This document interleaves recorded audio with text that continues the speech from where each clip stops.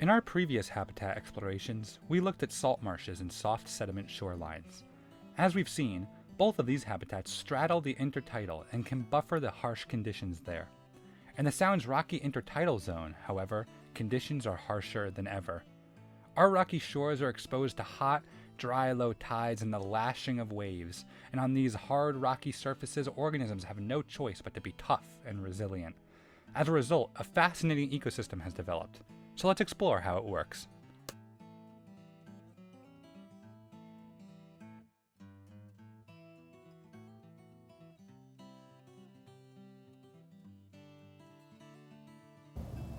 Hi everyone, welcome back to Habitat Exploration. So this week we're looking at the rocky intertidal. You might be wondering what makes the rocky intertidal different from some of the other intertidal zones we've looked at so far. And the name is kind of self-explanatory. This habitat is set apart from the others by the abundance of rocks. So unlike the marsh, unlike these soft sediment shorelines where a lot of organisms can use the sediment to kind of bury down into, rocks are a hard substrate, which means that all organisms that make a living in this habitat have to live on top of or around the rocks. So this has a lot of implications for the kind of life forms we can find in this habitat.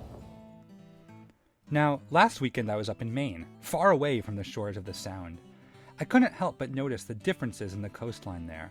We'll get into the specifics in a later video, but it's important to note that the type of shorelines we see are heavily influenced by the geological and climatic history of the area.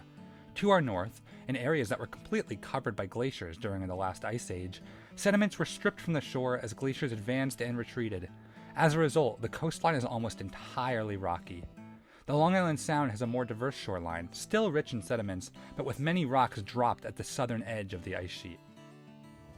Now around the Long Island Sound, the rocky intertidal can take many forms. We have shorelines that range from fine cobble, so small rocks that kind of get washed around in the tide, similar to the dynamics of a soft sediment shoreline, up to heavily kind of glacially carved rocky shorelines with big erratic boulders and a coastline that really has no sediment whatsoever. So between these two extremes, there's a lot of different intermediate coastlines as well. And during this video, we'll kind of explore some of the characteristics that are shared between these coastlines and also understand how we can appreciate and navigate the differences. To understand rocky shorelines, we have to recognize the different factors that determine where organisms can live there. Rocks heat up in the sun, and many marine organisms simply can't withstand the brutal rays for long. The longer rocks are exposed at low tide, the fewer organisms you're likely to find there. This is one major factor in what ecologists call vertical zonation, the gradient shift in biological community that occurs up and down slopes. Zonation is also influenced by competition and predation. Many intertidal organisms could survive at lower, subtidal elevations, but don't. That's where the predators or more competitive counterparts are. As a result, many organisms in the rocky intertidal occur only in a set band, with the upper limit set by exposure and the lower limit set by competition or predation. This can be complicated by the presence of tide pools, isolated pockets of relief that allow organisms to survive higher up in the intertidal than they could otherwise. One reason why competition is such an important factor on rocky shores is the limited amount of available space. Unlike on soft sediment shores, where burrowing organisms can spread out in 3 dimensions, the 2-dimensional plane of rock surfaces is a hotly contested battleground. The rocks are often crowded with barnacles, algae, and other sessile, or non-moving, organisms. However, just as important as competition is facilitation. Habitat is created by organisms just as often as it's used up. Rocky shores are often abundant in seaweeds, which hold fast to the rocks, and some of these, most notably the rockweeds, Fucus and Ascophyllum, form dense canopies that shelter the rocks from the sun at low tide. They allow organisms to shelter and survive where they otherwise could not.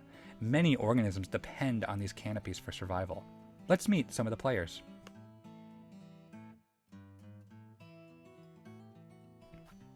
The common rockweeds are not the only algae in this habitat. Many species benefit from the abundant sunlight and nutrient turnover and, unlike in areas of shifting mud and sand, they can actually gain a foothold here. This diversity forms the foundation of a complex food chain and supports large numbers of grazers.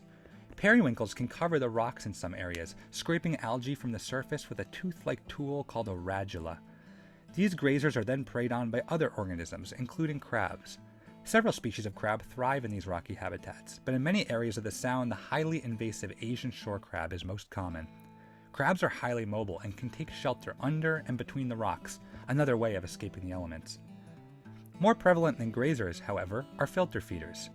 The movement of the waves and tides brings rich water over the rocky intertidal, and countless organisms open to sift diatoms and other planktons from the water. Barnacles are everywhere, and could be easily mistaken for a lifeless lump by those who never see them underwater. These animals are actually crustaceans, like crabs, and at high tide they extend feathery arms called cirri into the water to sift food from the flow. Can you see their arms waving back and forth? Other filter feeders in this habitat include mussels and oysters, bivalves that play similar roles to the ones we've looked at in other habitats. These bivalves cannot retreat into the mud, however, and so are vulnerable to predators. They cluster into sheltered eaves and crevices of the rock to try their best. Organisms like the dogwhelk, a predatory snail, feed on barnacles and bivalves and can drastically limit their numbers when abundant. All these organisms are prey for birds at low tide, and fish at high. This is becoming a common theme in these videos. Gulls drop crabs and bivalves against the rocks to break open their shells, and fish have powerful jaws for the same task. Other birds, like these cormorants, dive along the jagged coastline and seek out fish taking refuge among the weeds and rocks. All these stressors shape the environment and must be considered alongside the abiotic factors.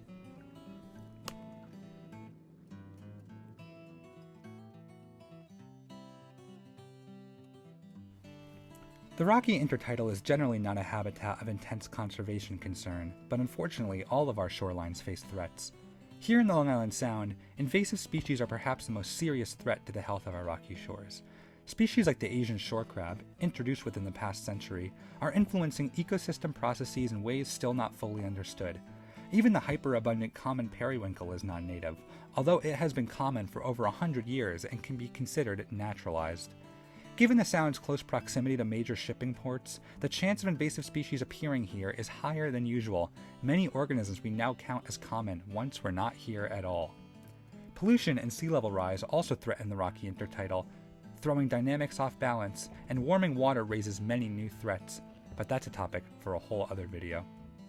Next time you're out in the rocky intertidal, look for the zonation we've discussed here, and see if you can identify some of the key players in this ecosystem.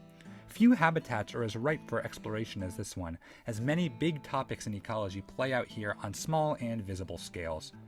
I hope you've learned a bit about these topics, but you should go out and see them for yourself. Maybe I'll see you out there. Till next time.